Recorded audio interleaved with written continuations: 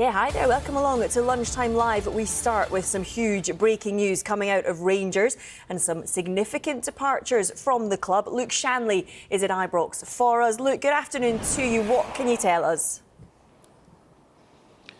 Joe, I can confirm that Patrick Stewart, the Rangers chief executive, and the sporting director, Kevin Thelwell, have left the club. Significant departures they are. So they have left the club. There's been a lot of fan protests recently about their roles, and certainly the fans unhappy with their contributions at the club. They have left Rangers today. The chairman, Andrew Kavanagh, and vice chairman, Parag Marath, will be leading the process to replace both men in their positions at Ibrox, and currently the director, Fraser Thornton, will be the interim CEO. I mentioned Andrew Kavanagh there, the Rangers chairman. I caught up with him exclusively in the last hour. This is what he's had to say about those significant departures.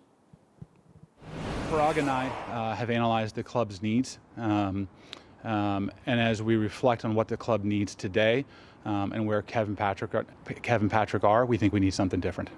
What is that something different? I want to be really careful not to throw dirt on either of them. I think the world of both Patrick and Kevin. They've been great professionals. They've worked tirelessly for the club, and I just don't think it's appropriate to sort of give a compare and contrast on what they did and didn't do right and what we're looking for in the future. And so I'll keep it simple to say that as we look forward, we want different executives to help us lead the transformation of the club. Would it be fair to say they, going forward, were not going to align with your strategy that you set out back in the summer?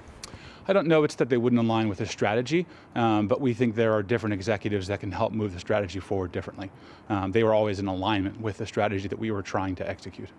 We last spoke when Danny Rule was appointed a month ago, and you said they had your full backing, although you admitted they had made mistakes, as the leadership team had.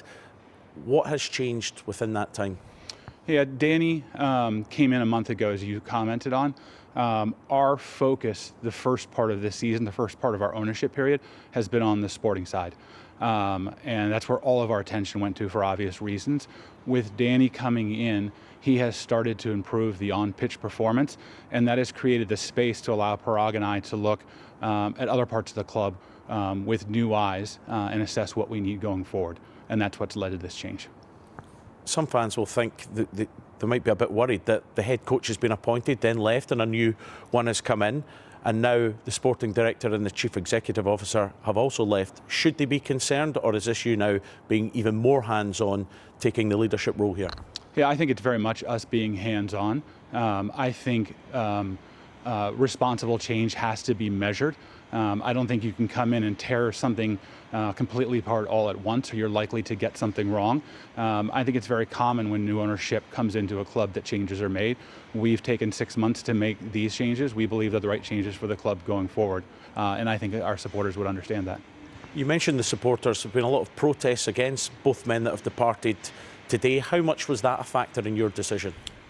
We think our supporters being vocal about their views is fantastic. I've really enjoyed getting to know a lot of them on a one-to-one basis. I've enjoyed the fan panels that we did last time I was in town, and we always like to be aware of what they're thinking. But we've come to this decision based on our own data, our own review, our own analysis.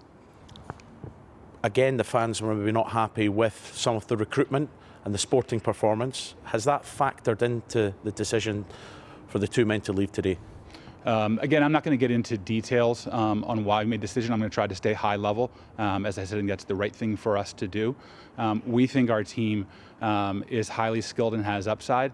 As I said in October, it needs to be rounded out a little bit more. We didn't expect to get from point A to point B in a single window, but we're very optimistic, and we've been encouraged by the uptick in performance that's happened under Danny. Not just the results, which are great, but also seeing some of the individual performances improve under his watch. Kevin Thelwell did appoint people, including his son, to the recruitment side of the business. Will they remain in their positions just now? Everybody who's contributing to the club has the chance to stay. I will say the same thing that I say to everybody, which is that in a high-performing organization, everybody is accountable, and that starts with Parag and myself and goes all the way through the organization. What's the process now in terms of finding replacements? The search is actually already underway. Parag and I have already started meeting with candidates. Our focus, as you would hope and expect, is on quality and fit and not on speed. So it might take us a little bit of time. We have positioned the club with Fraser coming in as the acting CEO so that we can allow ourselves the time to make the right choice. But we know that some of the people we're talking to are in other positions and they may have notice periods, and we want to make sure that we're absolutely ready as we head into the spring, into the summer. How much of a factor and how important is it that the new people coming in have Scottish football knowledge or knowledge of this football club? I think that the most important thing for anyone in this club is to have an appreciation for and understand the club. I think you can do that without having grown up in the club. And I actually think Danny's a great example of that, where I think he gets it and the fans get him. So I think it's possible to create that relationship without having been in this club. But it's absolutely critical for our executives to understand what it is to be a part of this club and what it means to our supporters. So big breaking news there that Kevin Thelwell, the Rangers sporting director, and the Chief Executive Officer Patrick Stewart have left the club. That was Andrew Kavanagh, the Rangers chairman, speaking exclusively to us here at Sky Sports News. They have left, and some fans will be rejoicing at that news, of course, because there have been protests against both men. But for Rangers, it's back to on-field matters on Thursday night here against Sporting Braga in the Europa League. Then a game here again against Falkirk on Sunday in the Scottish Premiership. But we'll leave you with that breaking news that Kevin Thelwell and Patrick Stewart have left the club. Luke, many thanks for now.